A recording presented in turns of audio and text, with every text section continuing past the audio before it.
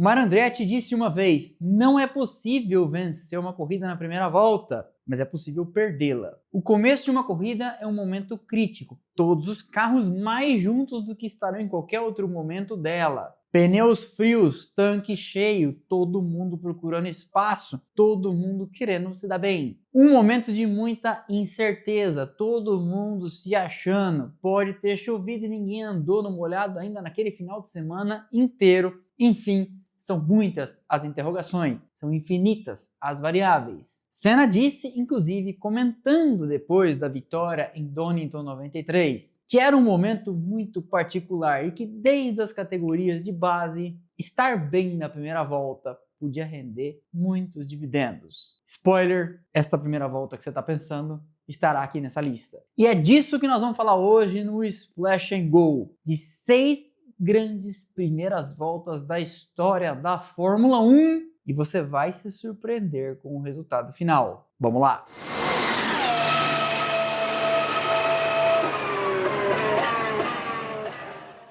Mas antes, este vídeo é patrocinado, tá vendo aqui no cenário? Pela ReHap. E mês de agosto, mês de Dia dos Pais, e você sabia, né? Não é só criança que brinca. E temos aqui, inclusive, Lego de adulto, Lego de criança. Fiz questão de colocar no cenário uma Ferrari grandona, uma Ferrari pequenininha, porque agosto é o dia do pit stop dos Dias dos Pais e eu vivo entrando em loja da ReHap e vejo alguns bem crescidinhos babando nos produtos. Miniaturas, Legos, Hot Wheels, tudo isso tem na ReHap. Tem para criançada, tem para os pais também. Brincar é um presente incrível e brincar com seu filho é mais legal ainda. A ReHap presente em todos os estados do Brasil, tem mais de 290 lojas perto de você. Sempre terá alguma. E tem presentes para todas as idades, inclusive para os pais que adoram colecionar. Vocês sabem, eu sou bem chegado numa miniatura. Não sou pai, mas gosto de comprar. E agora que temos produtos da Fórmula 1 tão presentes nas lojas, com Hot Wheels, com Lego, com as miniaturas, aí,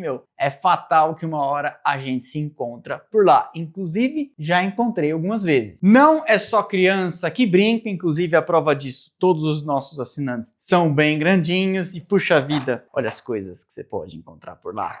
Hot Wheels, as minifigures, Ferrari, Mercedes, Aston Martin, tem para todos os tamanhos, tem para todos os gostos, tem de todas as equipes. Tô deixando fixo aqui no primeiro comentário e também na descrição do vídeo o link, nosso link para o site da ReHap, onde você localiza a mais próxima do seu endereço, como eu comentei, em todos os estados do Brasil. E coloco também para você o QR Code, que leva para o mesmo local, para o site deles. Acabando aqui, corre lá, passe na ReHap, compre o seu presente de Dia dos Pais, e se você é mãe, e se você é filho ou filha, já sabe, uma excelente opção para presentear o seu pai no Dia dos Pais. Pit Stop do Dia dos Pais é na ReHap. Valeu? Então é isso, seguimos! A ideia desse vídeo partiu de uma conversa que eu tive com um de vocês, um seguidor, Diego Machado, que eu conheci no lançamento do anuário do Reginaldo Leme, semana passada ao tempo da gravação desse vídeo. Não sei quando ele vai sair. E ele chegou para mim de uma forma que eu já fiquei meio... lá vem. ADM, você sabe qual foi a melhor primeira volta da história? E eu pensei, ele vai tentar me pegar, e eu falei, a do Barrichello em 93, Donington. Não! E aí ele me contou. E eu não vou dar spoiler nessa lista, então vamos do fundo para frente, de sexto para primeiro. E a sexta... A temporada de 2016 foi mais uma daquele calvário em que Fernando Alonso, com os motores da Honda no carro da McLaren, lutava sistematicamente para tentar concluir as corridas. A Honda tinha sido anunciada como parceira da McLaren com pompa e circunstância, buscando reviver os tempos de glória lá dos anos 80, na parceria que durou entre 88 e 92, em que eles venceram tudo, menos o campeonato de pilotos e construtores de 92. Levaram pilotos com Senna em 88, 90 e 91, com Prost em 89, perderam em 92. Levaram nos construtores em 88, 89, 90 e 91. Ron Dennis tinha sido avisado pela Mercedes ainda em 2012 que perderia o fornecimento de motores, e este foi um argumento de Lauda, Niki Lauda, para levar Hamilton para a equipe da fabricante da estrela de 3 pontas. Ron Dennis, sempre comercialmente muito esperto, começou a procurar outra fabricante para ajudar a pagar as contas e fornecer motores, evidentemente. E na Honda, achou uma parceira disposta a não cobrar nada, fazer motores e trazer uma grana. O problema é que as demais fornecedoras de motores na Fórmula 1, naquela altura, Ferrari, Mercedes e Renault, já vinham trabalhando nesses novos motores desde 2011. E a Honda começou mais ou menos 2 anos atrasada. E aí entrou na Fórmula 1 em 2015 com um conceito de motor menor, mais compacto e exageradamente otimista. E deu tudo errado. Então era normal em 2015, 2016 e continuaria por 2017 ver os carros da McLaren ficando pelo caminho, às vezes na volta de apresentação, pagando 50, 60, 100 posições no grid de punição. Todo mundo falava, desse jeito o Alonso vai largar lá de fora da cidade, etc. E não foi diferente no Grande Prêmio da Malásia de 2016. Aos 35 anos de idade, Alonso estava no auge da forma física e mental, ainda que tivesse tomado um choque misterioso lá no começo de 2015, de que eu falo no vídeo das conspirações da história da Fórmula 1. O problema é que em 2015, com o motor da Honda quebrando demais, os japoneses diminuíram o regime de rotação, diminuíram a entrega de potência, para ver se assim eles conseguiam começar a terminar as corridas. Com isso, em pistas das chamadas Power Sensitive, ou seja, pistas com longas retas e curvas de alta, em que motor funcionando no limite é a diferença, a McLaren fatalmente ia muito mal. E no Grande Prêmio da Malásia de 2016, o espanhol partia do fundo. Partindo da 22ª e última posição, Alonso dividia a 11ª fila com a Manor de Pascal Wehrlein. Fazia calor, 32 graus, umidade relativa do ar no talo. E quando as luzes se apagaram, o caos típico de uma primeira volta se instalou. Contando aquela altura com 15 temporadas completas na Fórmula 1, Alonso fez valer a experiência e escalou da 22ª para a 12ª posição, subindo 10 lugares. É verdade, ele contou com 2 abandonos, Sebastian Vettel e Nico Rosberg. Colocando em perspectiva a performance, ou seja, se você levar em consideração o carro com que Alonso fez isso, tudo fica ainda mais grandioso. E as coisas não parariam por aí, porque Alonso conseguiria se segurar nessa posição e progredir na corrida, cruzando a linha de chegada na 7ª posição, marcando excelentes 6 pontos para a McLaren Honda e chegando à frente de seu companheiro de equipe, Jenson Button, que tinha partido bem mais adiante, porque Button largou de 9º.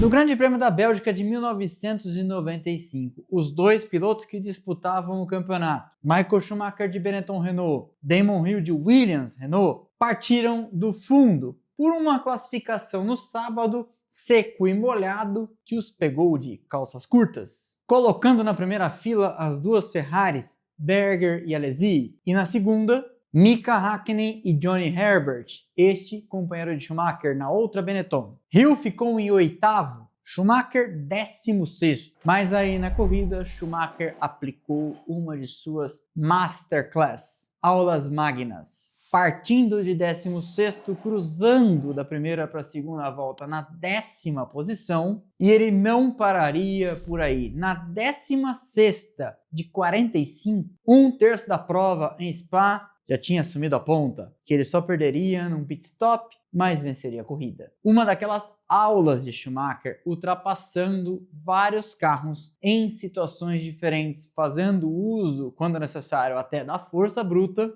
E se é verdade que ele tinha o melhor carro do grid naquele ano, uma Benetton Renault ajustada a seu gosto, é verdade também que seu companheiro de equipe com o outro carro, que partiu bem na frente, 4ª posição e chegou a liderar, cruzaria a linha de chegada na 7ª posição, com Damon Hill, Martin Brundle, Heinz-Harald Frentzen, Mark Blundell e Rubens Barrichello entre os dois. No final, Schumacher concluiu a corrida com 1 hora e 34 minutos, cruzando a linha de chegada, 19 segundos à frente de Damon Hill, que tinha partido no grid 8 posições na sua frente. É mole?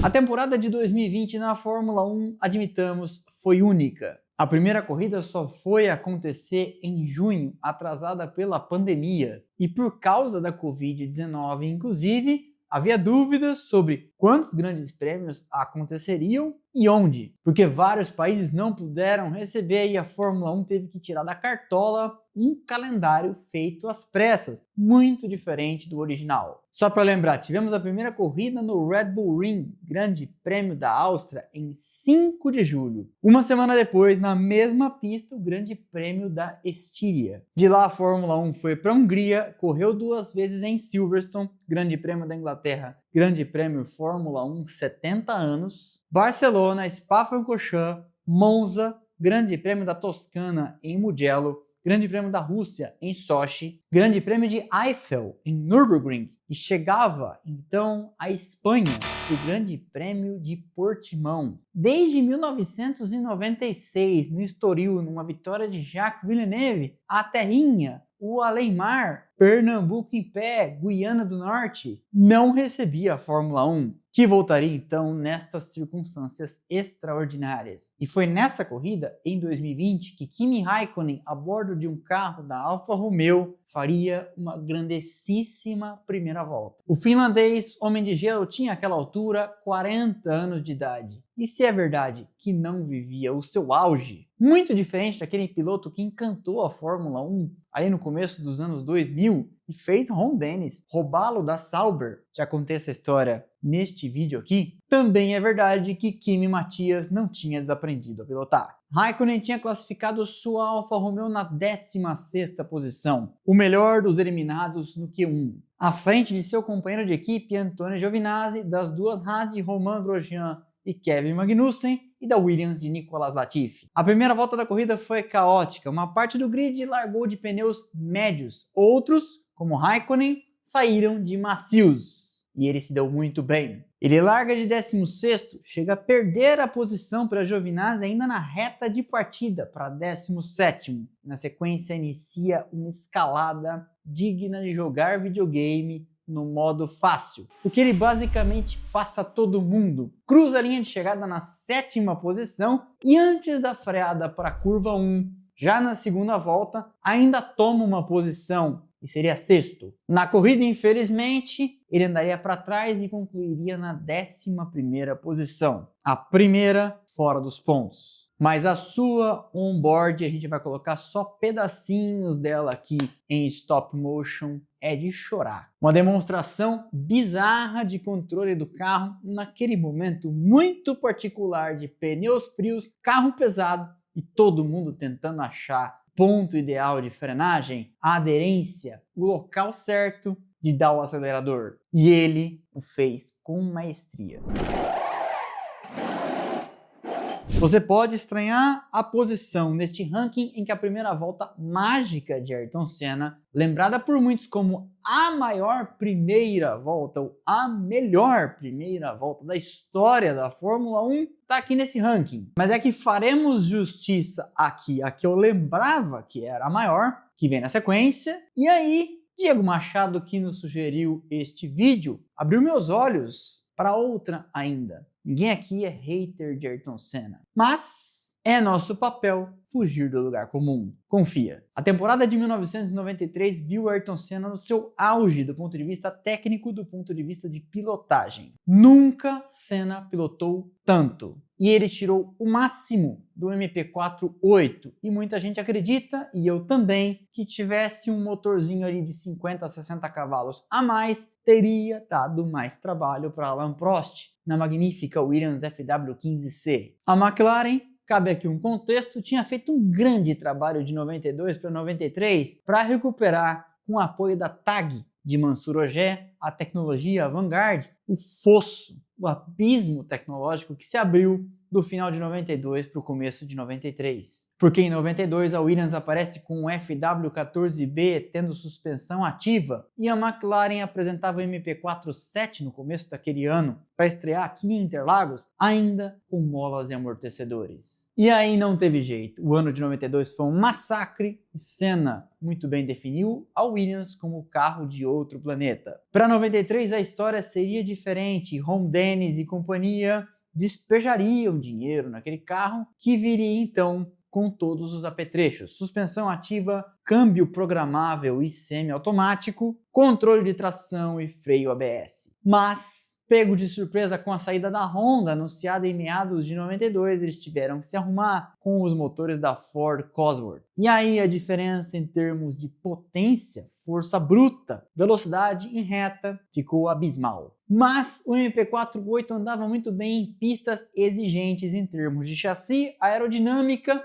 e onde a potência do motor não valesse tanto. E no molhado, as coisas se igualavam. Especialmente porque o V8 tem uma dirigibilidade muito melhor do que o V10. Dirigibilidade do que você exatamente está falando? O motor V10 é maior, tem mais peças, mais cilindros e por isso tem uma inércia muito maior. Por isso tem uma entrega mais brusca de potência e no molhado, nas reduções, desestabiliza mais a traseira cada vez que você baixa uma marcha. No V8 tudo isso é mais suave. E este equipamento na mão de um piloto que se notabilizou possivelmente por ser o maior da história no molhado, talvez só Max Verstappen ande como Senna na chuva, o mundo testemunharia num domingo de Páscoa. Não me esqueço que depois que acabou a corrida a gente foi procurar chocolate pela casa. Uma das maiores apresentações da história de um piloto na Fórmula 1. Não só a primeira volta, como toda a corrida. Senna largou em quarto, caiu para a quinta posição, sendo momentaneamente ultrapassado por Schumacher. Retoma o quarto posto e segue então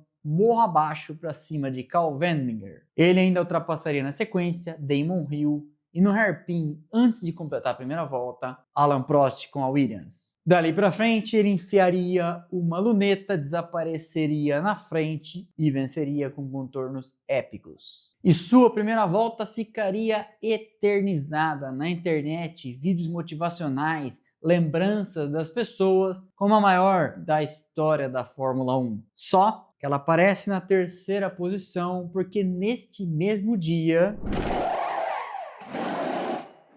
Rubens Gonçalves Barrichello tinha chegado na Fórmula 1 em 1993 como uma jovem promessa vinda da Fórmula 3000. Eddie Jordan dava ao brasileiro sua primeira chance e naquele dia Barrichello, que já tinha andado bem na África do Sul e no Brasil, mostraria seu cartão de visitas. Era a terceira etapa do campeonato e àquela altura Jordan já tinha trocado o companheiro de Rubens, que começou o ano com Ivan Capelli, porque Eddie Jordan supôs: preciso colocar ao lado desse novato um cara experiente. Capelli era experiente, mas foi muito mal nas duas primeiras provas, então foi sacado. Assumiu o carro ao lado de Rubens, Thierry Boutsen. Rubens classificou o carro na 12ª posição, Boutsen 19º. Só que Rubens, sem ser visto pelas câmeras, enquanto Senna dava aquele show nas primeiras posições, escalou de 12º para 4º na linha de chegada. 8 posições ganhas contra 4 de Ayrton Senna. E esta seria a primeira melhor volta da história da Fórmula 1 na minha cabeça, até que nosso amigo seguidor do canal abriu meus olhos para um show ainda maior. Se você analisar a temporada de 1962 da Fórmula 1 e comparar com o que acontece nos dias de hoje, parece que estamos falando de outro planeta, de outra dimensão. O campeonato tinha 9 etapas, começava em 20 de maio e terminava em 29 de dezembro. Brigavam pelo título Graham Hill, de BRM, e Jim Clark, pela Lotus. Hill, aos 33 anos, era o veterano experiente. Clark, considerado por alguns o piloto mais veloz da história a sentar num carro de Fórmula 1, com 26, era a jovem promessa, estava ali no seu segundo ano completo de Fórmula 1 e não tinha vencido até então nada. Só esclarecendo, ele já tinha vencido 2 provas em 62, mas eu quero dizer, não tinha vencido nada campeonatos e também não venceria nesse ano de 62. Mas o que ele fez em Nürburgring coloca ele no primeiro lugar. A corrida aconteceu no lendário traçado Nordschleife, Anel do Norte em alemão, com mais de 21 quilômetros e 200 e tantas curvas no meio da floresta, sem barreiras, sem caixa de brita, sem proteção, sem resgate, sem safety car, sem nada. Só com a coragem e com Deus no comando. Não à toa o circuito tinha e tem até hoje o apelido de Inferno Verde. Era 5 de agosto e todos os dias de atividade até ali já tinham contado com condições climáticas dramáticas. Rimou. Depois de uma tempestade ao meio-dia, a corrida foi atrasada em 1 hora para ver se as condições melhoravam. E você aí achando a Fórmula 1 mimizenta em 2025, quando, por segurança, eles não deixam correr. Na classificação, no sábado, Clark tinha colocado sua Lotus Climax na 3ª posição, atrás de Graham Hill com sua BRM e Dan Gurney com o carro da Porsche. O tempo de volta da pole, 8 minutos e 47 segundos. Mas aí na largada, Clark esqueceu de acionar a bomba de combustível, o carro ficou parado. Ele perdeu 13 segundos até entender o que estava acontecendo e caiu para a 26ª posição. Temos imagens e eu vou pedir para o editor circular para vocês o carro do Clark parado enquanto todo mundo vai embora. Lembrando que a transmissão nos anos 60 era uma piada perto de hoje em dia, e que não tinha câmeras no circuito inteiro, para acompanhar o que Clark faria nesta primeira volta. Porque ele ultrapassaria, escute bem, 17 carros na primeira volta. Tá certo que era uma primeira volta bem mais longa do que o normal, com 21 km, portanto, umas 5 voltas numa pista comum. Mas, por outro lado, não era qualquer pista, era o Inferno Verde e era no molhado, no meio do pelotão da bagunça, ultrapassando da 26ª e praticamente última posição, aliás, deixa eu ver, te digo já, tinham 29 carros no grid, antepenúltima posição no grid, que seja, para cruzar a linha de chegada na primeira volta, já na 10ª posição. Ele seria 4º colocado, a corrida lá em Nürburgring tinha 15 voltas, prova essa vencida por Graham Hill, que levaria o título daquele ano. Mas se há de convir comigo, uma masterclass daquele piloto que até o aparecimento de Ayrton Senna era considerado o auge do arrojo e velocidade.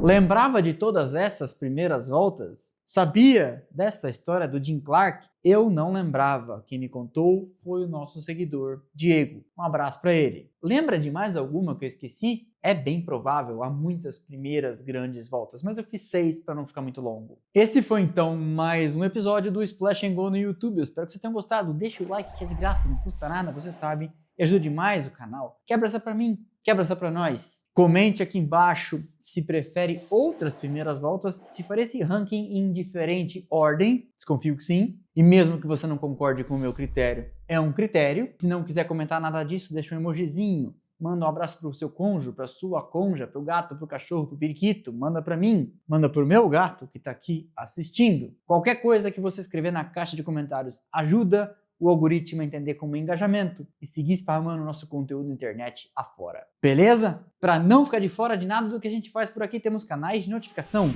Instagram, Telegram e WhatsApp, onde você entra, link aqui embaixo na descrição, e passa a receber um recadinho automático assim que eu publico cada um dos conteúdos. Temos uns 2.000 em cada um desses grupos, recebendo avisos automáticos, as breaking news e os horários das corridas em final de semana de Fórmula 1. É muito prático e assim a gente não fica dependendo do algoritmo lembrar de te lembrar. Por fim, mas não menos importante, nossas redes sociais que seguem a todo vapor e seguem crescendo. Instagram, Twitter, Threads e TikTok, onde tem conteúdo o tempo todo. Estão passando aqui os arrobas, link, já sabe, lá embaixo na descrição. Então é isso, abraço para vocês, abraço para o seguidor Diego que me sugeriu este excelente tema para o vídeo, fiz a pesquisa e aqui está, valeu e aquele abraço.